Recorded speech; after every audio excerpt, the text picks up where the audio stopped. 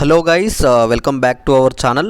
Telangana inter first year second year students ఎవరైతే ఉన్నారో మీ అందరికీ ఇది ఒక గుడ్ న్యూస్ అనమాట. TS inter first year second year results సంబంధించి అలానే మార్క్స్ యాడింగ్ సంబంధించి టీఎస్బిఐ నుంచి అఫీషియల్ అప్డేట్ అయితే రావడం అయితే జరిగిందనమాట. చాలామంది స్టూడెంట్స్ అయితే వెయిట్ చేస్తున్నారు ఈ అప్డేట్ కోసం, అసలు రిజల్ట్స్ ఎప్పుడు వస్తున్నాయి.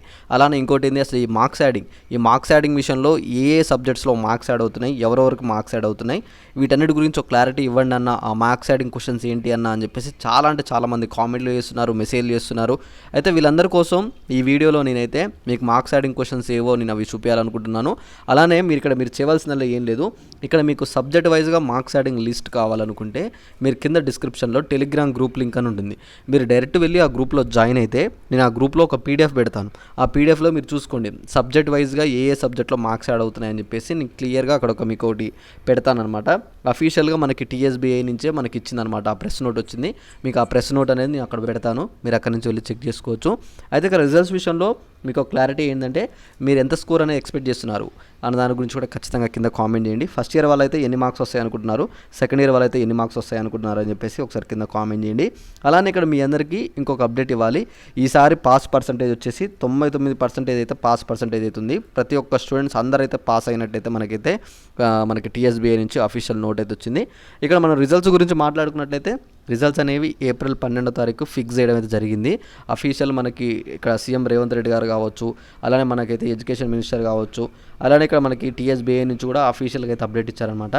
ఏప్రిల్ 12వ తారీఖు రోజు మనకైతే రిజల్ట్స్ అయితే పొద్దున 10 గంటలకైతే రిలీజ్ అవుతున్నట్టు క్లియర్గా ఇన్ఫర్మేషన్ ఇచ్చారు. ఇక్కడ మార్క్స్ యాడింగ్ గురించి అందరికైతే ఇక్కడ క్వశ్చన్ అటెంప్ట్ చేసిన ప్రతి ఒక్క స్టూడెంట్స్కి అయితే మార్క్స్ యాడింగ్ అయితే చేయడం కూడా జరిగిందనమాట.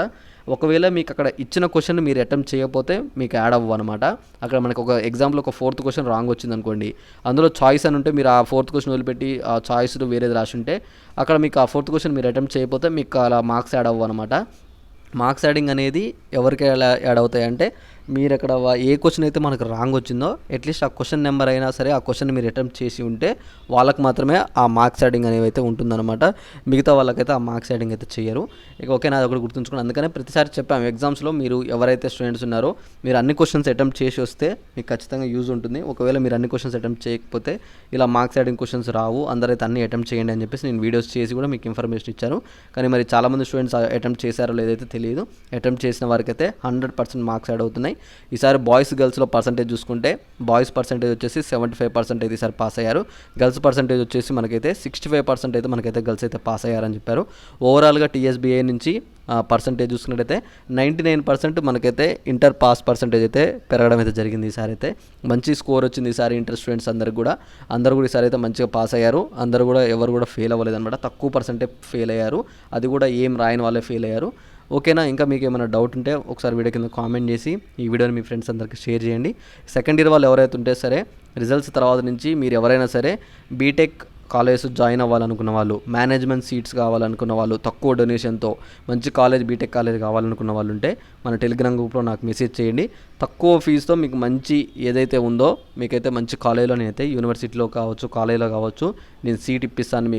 మీరేం వరీ కానవసరం లేదు. వితౌట్ ఎనీ ఛార్జెస్ నేను చేయకుండా మీకు ఫ్రీగానే మంచి కాలేజ్ ఇప్పిస్తాను అనమాట. ఓకేనా, దాని గురించి ఫుల్ డీటెయిల్స్ కావాలనుకుంటే నాకు టెలిగ్రామ్ గ్రూప్లో ఒకసారి మెసేజ్ చేయండి. ఓకే, ఇంకేమైనా డౌట్ ఉన్నా ఒకసారి మెసేజ్ చేయండి. ఈ వీడియోని అందరికీ షేర్ చేయండి. ఇంకా మీకు ఏమైనా డౌట్ ఉన్నా సరే ఖచ్చితంగా కింద కామెంట్ చేయండి. టెలిగ్రామ్ గ్రూప్లో ఖచ్చితంగా అందరూ జాయిన్ అవ్వండి. ఇంకా మీకు ఏమైనా డౌట్ ఉన్నా సరే ఖచ్చితంగా ఒకసారి అయితే నాకు టెలిగ్రామ్ గ్రూప్లో మెసేజ్ చేయండి. ఓకేనా.